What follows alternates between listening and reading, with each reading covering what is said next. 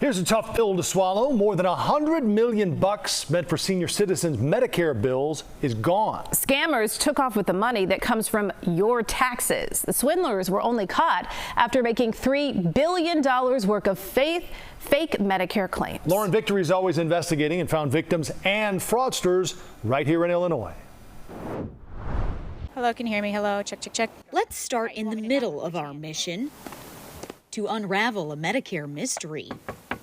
Why did this tiny office in Roselle that's consistently submitted less than $8 million in Medicare claims a year suddenly charge more than $260 million to the government in only a few months? And why was that huge amount for urinary catheters when none of the products listed on Wabba Medical's windows are used to go to the bathroom?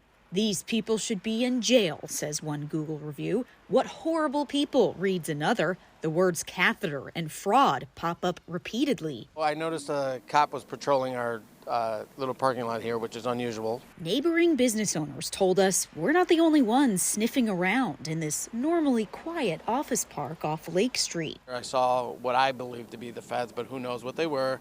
They were all wearing suits, carrying out all their files.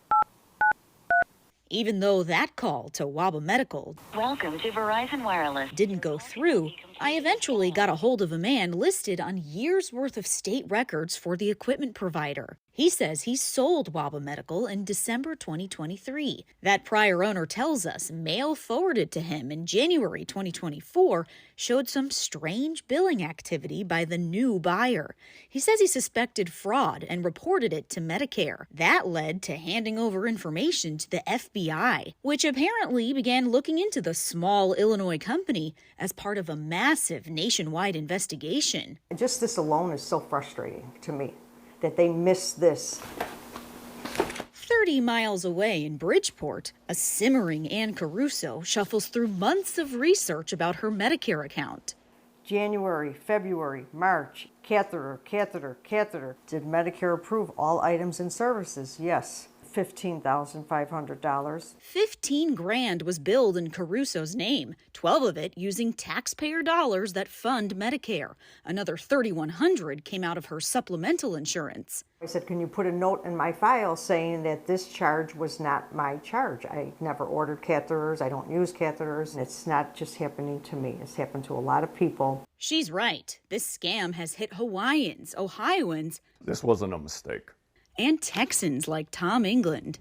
CBS News Texas traced Conania Medical, the company that charged more than $8,000 in catheters to England's Medicare account. So this is 207 right here?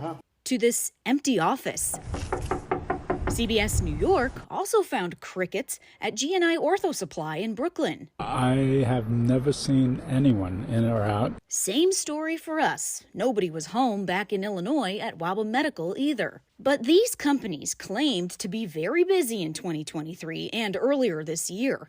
They charged Medicare a combined $904 million in catheters, according to the National Association of Accountable Care Organizations. The nonprofit's research found exponential increases in catheter billings by 9 other companies, too. Altogether, we're talking nearly $3.8 billion in fake claims on real people's Medicare accounts. What else is out there that we're missing or they're missing? We're not talking like $300,000, $3 billion. That's taxpayer money. Medicare is careful to say that this was not $3 billion wasted. A spokesperson says its system stopped 95% of payments on these phony claims. Still, we were getting hung up on, yelled at. A lot of damage is done. Cussed at. Pamela Ludwig owns Pretty in Pink Boutique, a legit business. It's not the Pretty in Pink that charged catheters to the Medicare accounts of Caruso and many others. Pretty in Pink Boutique from Texas. Ludwig's Tennessee shop sells mastectomy supplies. Staff got bombarded with angry calls anyway. All saying the same thing. You billed my insurance for urinary catheters. We are not the company that billed you, reads an online disclaimer. Ludwig says she was forced to put that on her website because of the mistaken accusations. We're in business to do good for the community, not to harm anyone, and Medicare fraud only harms all of us. Financial mismanagement cannot be tolerated. In this April congressional hearing, federal watchdogs from the Government Accountability Office sounded the alarm about improper payments by Medicare. Again, A concern that the GAO has been raising since 1997. GAO reports like this detail how Medicare can better prevent fraud and protect precious tax dollars. Leslie Gordon helps write the recommendations. And they need to make sure they're doing the fingerprint-based criminal background checks to ensure the identity of those providers. It's unclear if stronger vetting would have stopped whatever happened at WABA Medical. The Illinois Attorney General is now on the case as well. Obviously, I think it's crazy. I find it weird that it could be happening in such a small little unassuming area. Roselle, now on the radar in one of the biggest fraud investigations in government history. So 11 or 12 companies were able to do this and Medicare couldn't catch it. That's scary. That was Lauren Victory reporting. Caruso worries the $3,000 in fake claims charged to her supplemental insurance, Blue Cross Blue Shield Illinois, will impact her premium. We asked the provider multiple times if this is a legitimate concern, and the insurer would not answer. We have more from Medicare's statement on this costly situation on our website.